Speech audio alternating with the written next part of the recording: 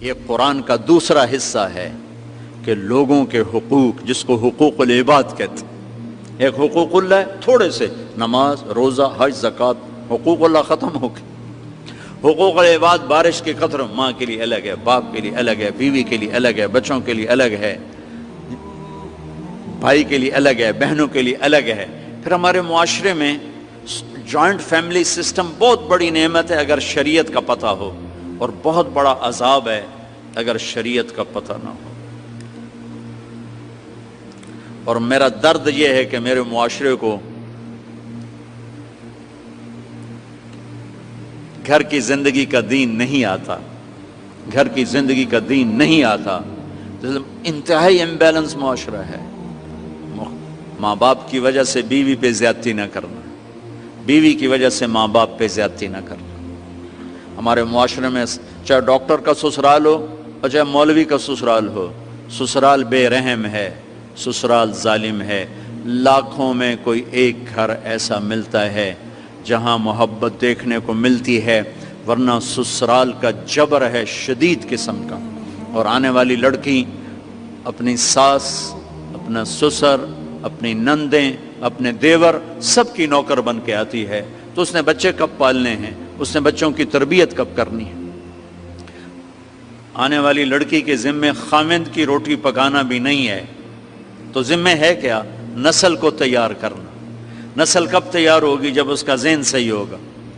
اور کبھی تانا سنا خاوند سے، کبھی سنا بھابھی سے، کبھی سنا دیور سے، کبھی سنا نند سے، کبھی سنا ساس سے، کبھی سنا سسر سے، اس مٹی تے سوا بچے پالنے، وہ تو اپنے بچے اٹھا اٹھا کے پھینکے گی۔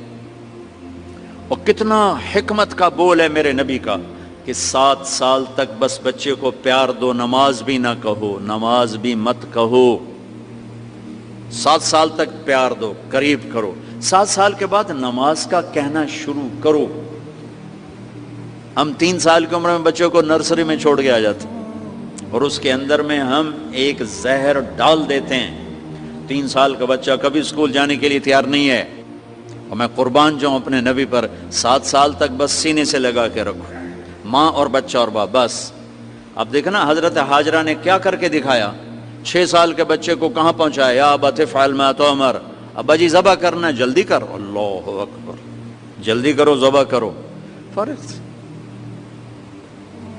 7 برس تک نماز بھی نہ کہو، 10 سال کا ہو جائے پھر نماز کا کہو، پھر نماز 7 سال کی عمر میں نماز کا کہنا شروع کرو، 10 برس کی عمر میں سختی شروع کرو۔ تو کیا کرو، صفات منتقل ہوتی ہیں۔ جب بچہ ماں کی گود میں ہوتا ہے، ماں متوجہ ہوتی ہے، تو صفات منتقل ہوتی ہیں۔ اور جب اس کا ذہن ٹینس ہو، اس نے یہ کہا، اس نے وہ کہا، اس کو روٹی دینی ہے، اس کے کپڑے دھونے، اس کے کپڑے استری کرنے ہیں، تو وہ بچے کو ٹائم کب دے گی؟ تو یہ بہت امبیلنس سا معاشرہ ہے میرے بھائیو، اس کو سیکھو۔ میں جیسے نماز سیکھتے ہو، نبی کی معاشرت بھی سیکھو کہ آپ نے ایک مسلمان کا گھر کیسا ہونا چاہیے۔ آنے والی لڑکی کا حق ہے اسے الگ گھر لے کر دو، اگر اتنے پیسے نہیں اسے الگ سیٹ اپ بنا کے دو، اس کا باتھ روم ہو، اس کا کچن ہو، اس کا کمرہ ہو۔ اگر اس کی بھی گنجائش نہیں ہے تو کم از کم ایک کمرہ، ایک باتھ روم اور ایک چولہا اس کی ضرورت ہے، اسے الگ دو۔ یہ کوئی شریعت کے خلاف نہیں ہے۔ اپنے گھروں کو اپنے نبی والی زندگی سکھاؤ، اپنی بیٹیوں کو اچھے اخلاق سکھاؤ، اپنے بچوں کو اچھے اخلاق سکھاؤ۔ تم نے کل کسی کی بچی کو گھر میں لانا ہے، کل ان بچیوں نے کسی کے گھر جانا ہے، یہ جانے والی کسی گھر کے لیے عذاب نہ بنے، اور یہ لے جانے والے کسی بچی کے لیے عذاب نہ بنے۔ ایک خوبصورت معاشرہ وجود میں آئے جس پر اللہ بھی راضی ہو، اللہ کا نبی بھی راضی ہو، اور فرشتے بھی خوش ہوں، اور اللہ راضی ہو کر دنیا اور آخرت بنا دے۔ اس ساری چیزوں کو سیکھنا یہ آپ سب بچے بچیوں پر فرض ہے، اور یہ ہماری اور آپ کی ذمہ داری ہے۔